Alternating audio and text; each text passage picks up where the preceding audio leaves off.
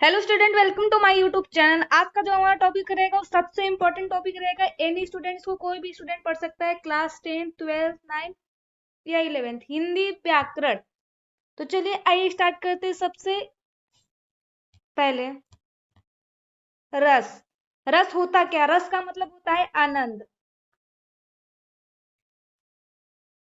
तो हमारे जो हिंदी में है, ठीक है, हिंदी व्याकरण जो क्लास 9 to 12 की स्टूडेंट है, उनके चैप्टर में श्रृंगार रस, संयोग श्रृंगार, वियोग श्रृंगार, हास्य रस, करुण रस, ये पांचों रस सबसे ज्यादा इंपॉर्टेंट रस है जो एग्जाम में सबसे ज्यादा पूछे जाते हैं। तो अब मतलब पेपर आप उठा के देख सकते हैं, 2023, 22, 21, 20, 19, मतलब जितना भी, ठीक है, जितना भी आपको बोर्ड एग्जाम हुआ है, पांचों क्वेश्चन, मतलब पांचों क्वेश्चन पूछा गया है, ठीक है।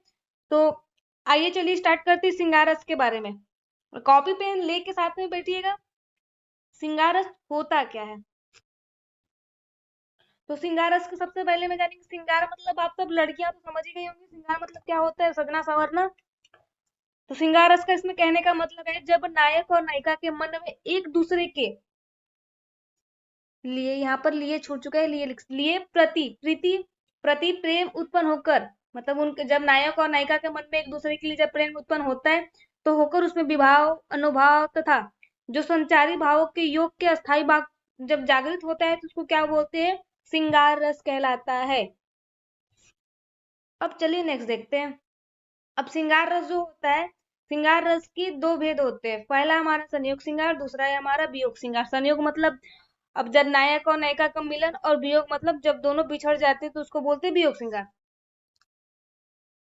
संयोग श्रृंगार, बिना देरी के स्टार्ट करते हैं। संयोग श्रृंगार होता क्या है? नायक और नायिका के मिलन का वर्णन। संयोग श्रृंगार क्या होता है? नायक और नायिका के मिलन का वर्णन के संयोग को क्या बोलते हैं हम सब, मतलब जो वर्णन है इसको क्या बोलते हैं? संयोग श्रृंगार कहलाता है। उदाहरण, इसका एग्जाम में लिखना बिल्कुल मत भूलिएगा। बतरस लालच लाल की मूर्ति धरी लुकाए, सोह करे बोनु हसे बिन नतीन जाया, इसका एग्जाम्पल है। अब इसके बाद नेक्स्ट है हमारा वियोग श्रृंगार। वियोग श्रृंगार होता क्या है? वियोग श्रृंगार जब उनने नायक और नायिका का, जब नायक और नायिका के मिलन का अभाव होता है या विरह का वर्णन होता है, तो इसको क्या बोलते हैं? वियोग श्रृंगार। इसका उदाहरण है, मणि खोई भुजंग सी जननी, फंसा पटक रही थी शीस, अंधी याद बनाकर मुझको किया न्याय तुमने जगदीश। तो चलिए इसको, इसका जो नोट्स है आप सबको टेलीग्राम पे बिल्कुल फ्री में अवेलेबल है, आप सब जाके देख सकते हो, या स्क्रीनशॉट भी यहाँ से ले सकते हो, कोई दिक्कत नहीं है। अब इसके बाद बचता है हमारा सबसे इंपॉर्टेंट हास्य रस। ये तो कंफर्म आएगा,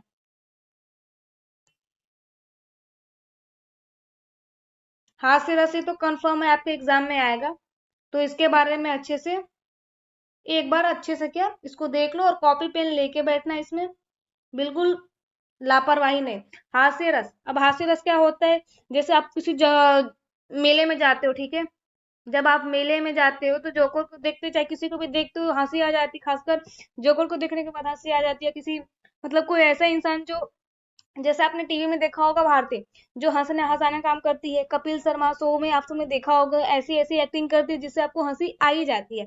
तो वही है हमारा हास्य रस, मतलब हंसना।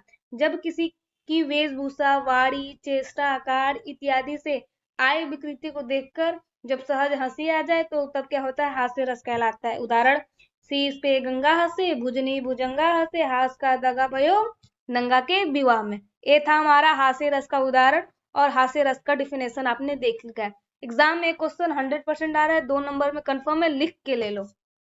इसके बाद है हमारा करुण रस। करुण रस भी आएगा, मतलब आपके साथ एग्जाम में पूछा जाएगा कि हास्य रस और करुण रस उदाहरण सहित किसी एक को, मतलब आप सबको व्याख्या करना है उसका। अब करुण रस क्या होता है? जब मतलब मान लीजिए आपकी कोई प्रिय, मतलब जिससे आप बहुत ज्यादा, कोई वस्तु है जिससे आपको बहुत ज्यादा लगाव है, जैसे आपका फोन, फोन टूट जाए, तो आप जब हृदय जब शोक से भर जाता है, जब फोन टूट जाता है, तो इसके बाद जो दुख होती है हर इंसान को मालूम है, कि जब फोन खो जाता है या फोन टूट जाता है तो उसका दुख सबको मालूम है। तो वही क्या होता है? करूर रस। जब कोई प्रिय या मनचाही वस्तु के नष्ट होने पर हृदय क्या हो जाता है? शोक से भर जाए, तब करूर रस जागृत होता है। इसमें विभाव, अनुभाव और संचारी भाव के मेल को क्या बोलते हैं? करूर रस। कंप्लीट हुआ? अब इसके बाद नेक्स्ट है हमारा सबसे इंपॉर्टेंट अलंकार में, देखो जो रस है हमारा, रस में 2 नंबर का एक क्वेश्चन आ रहा है, एक अलंकार में से भी 2 नंबर का क्वेश्चन आ रहा है, ठीक है। तो अलंकार में सबसे इंपॉर्टेंट अलंकार होता है क्या, सबसे पहला है हमारा अनुप्रास अलंकार, इसके बाद है हमारा यमक अलंकार, इसके बाद है हमारा श्लेष अलंकार, उपमा अलंकार, रूपक अलंकार। तो कॉपी पेन लेके बैठे हो तो साथ में इसको नोट करते हुए चलो, ठीक है। अब इसमें जो पहला टॉपिक हमारा अनुप्रास अलंकार। अब अनुप्रास अलंकार क्या होता है, जैसे कि कोई भी वर्ड, जैसे मान लो स है, ठीक है। अब यही चीज बार बार है, जैसे एग्जांपल में सम सुबरन सुककर सुहज न थो, तो यहाँ पर देखो स बार बार आ रहा है, ठीक है। तो अनुप्रास अलंकार क्या होता है, जो जो रस की अनुकूलता के अनुसार समान वर्णों का बार बार प्रयोग होता है, हमारा क्या कहलाता है, अनुप्रास अलंकार। यहाँ तक आपका कंप्लीट होता है पार्ट 1। पार्ट 2 में मिलेंगे यमक अलंकार के साथ, तो चैनल को सब्सक्राइब जरूर करें, और इसके बाद फिर हम मिलते हैं नेक्स्ट वीडियो में। Thank you.